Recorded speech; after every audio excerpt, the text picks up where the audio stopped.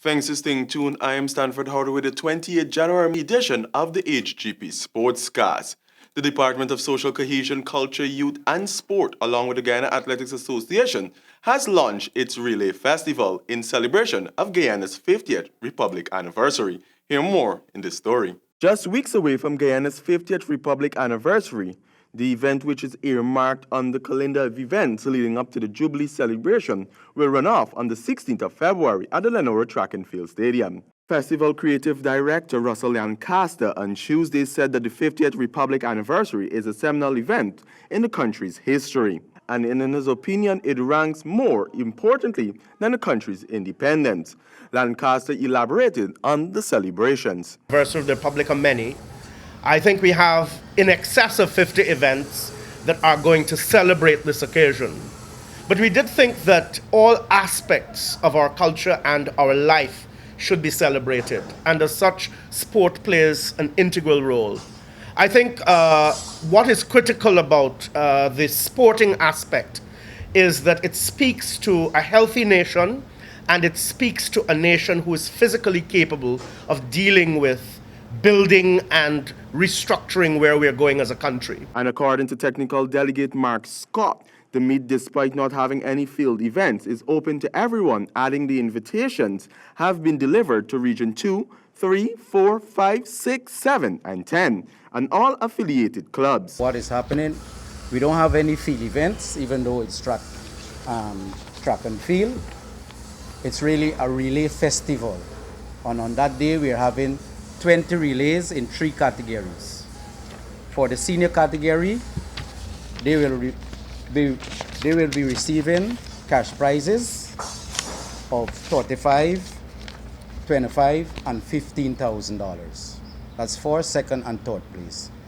For the under 20 and under 16, they will be receiving medals made. Entries will be closed on the 7th of February at 4 p.m., which allows for a 4-member team to run the relay in the various categories, including the male and female open 4x100, 4x200, and the distance medley 2400 meters, the male and female under 20, and male and female under 16.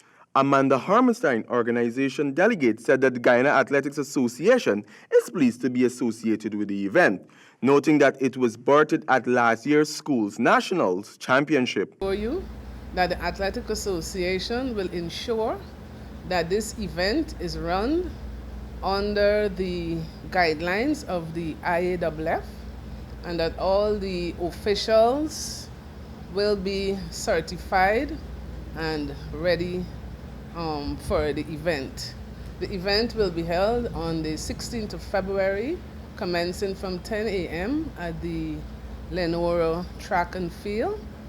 HGP Sport, I am Stanford Howard. In some interesting basketball news, aspiring basketball talents in Guyana can brace themselves for a hectic Easter season. This United States-based experience outreach program will see youth coach Richie Mala and another NBA star here this April to conduct free training. Jaden Samuels explains. The training sessions will be gracing these shores again, but this time will bounce off in Kwakwani, a community very active in the sport in Upper Demerara Berbice, and then move to the capital city.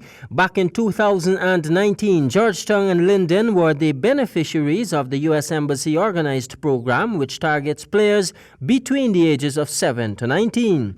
Conducting the clinics this year will be former NBA players Jermaine Taylor of the Washington Wizards and Anthony Bonner, New York Knicks. The hosting of the clinics in Kwakwani was made possible following a visit by Amanda Wilson, the brainchild of the Youth Hoops Basketball Organization, who examined the facilities there and was encouraged further by the response given by the youths there. Over the years, the community has produced several national players. Stanton Rose is one of those players who is currently on a full scholarship at Jacksonville College in Texas, United States. Jaden Samuels, HGP Sport. Now for an update on the basketball legend Kobe Bryant's death investigation. Federal investigators revealed that the helicopter that was carrying Kobe Bryant, his daughter, and 7 others did not have a black box when it crashed into Calabasas hillside on Sunday morning. The device, which would usually alert investigators to clues about the incident, was not required in the model Bryant had been flying. Pilot Aray Zumaban's final transmission to air traffic control before the fatal crash came about 9:44 a.m. when he said he was climbing to 2,300 feet to avoid cloud layer. A minute later, the helicopter plundered more than 1,000 feet into the steep terrain. Investigators said that it could take days to recover all of the evidence as mourners continue to grieve over the 9 victims of the fatal crash. In cricket, Guyana Jaguars steamrolled Red Force to return on top position after round 3 in the West Indies Championships at Providence. Hear more in this report. Versamy Pomal celebrated his 500 career wickets and propelled the return of Guyana Jaguars to the top of the standings with a commanding 219 runs victory over previous leaders Trinidad and Tobago Red Force in the West Indies Championships on Sunday last. Pomal and West Indies leg spinner Devendra Bishu shared the last 4 Red Force wickets. The 5-time defending champions needed only an hour to formalize their second win of the season on the scheduled final day of the third round matches in the championship. Jaguars 323 in their first innings and 177 for 5 in their second proved just enough to escape the then table toppers Red Force, who came up with a paltry 98 and 183, which caused the 5-time Jaguars to secure a home victory by 219 runs at the Guyana National Stadium at Providence. The victory was a welcome comeback win for the Jaguars after they were beaten by Barbados Pride in the previous round at Kensington Oval. The hosts earned 19.8 points from the contest to move to a total of 44.6, a mere 0.2 ahead of long-standing rivals Barbados Pride, who complete a comfortable 119-run victory over Jamaican Scorpions inside 3 days on Saturday last at Sabina Park in Kingston. Red Force earned 3 points and dropped from first to fourth on 32.6 in the standings. Guyana's next assignment would be against Jamaican Scorpions on February 6 at Providence National Stadium at 10 a.m. For HGP Sport, I am Stanford Howard. And finally, in football, FIFA has nothing but commending words for GFF on the progress of football development in Guyana as the 3-day visit concludes. Samuel Gillis has more. Marlon Glean, FIFA's Regional Development Office Manager, at the conclusion of a 3-day visit to Guyana, commends President Ford and his administration for the work they have done on the turnaround of Guyana's football in such a short period. According to them, they have seen a drastic change. The visit, which began on last Wednesday and ended over the weekend, was aimed at examining the progress of the FIFA-funded projects, discussing new and emerging technical projects for 2020, reviewing the finances, and in particular, ensuring the funding is being used as designated. One such positive of the designated funds is the country's appearance at the CONCACAF Gold Cup and the resulting visibility of Guyana.